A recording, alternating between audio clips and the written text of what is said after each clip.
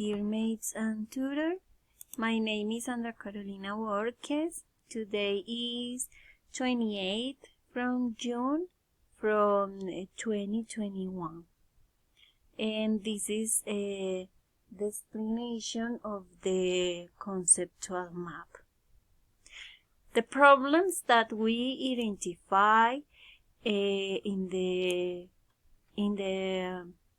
reading was the first one is how to quarantine the experience. Second, Airbnb doesn't not has control in its inventory, and 3 has not reports profits. Now, the opportunities that we find that it's a collaborative economic company, so the production model is eruptive. Its recognition among users more than 140 million of service in the world.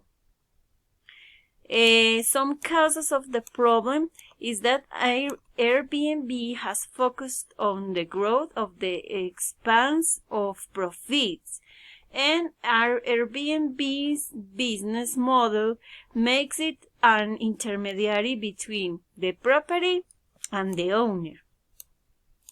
So what is the solution? To encourage the participation of the room so that they can personalize them and treat the clients appropriately to solve the problem.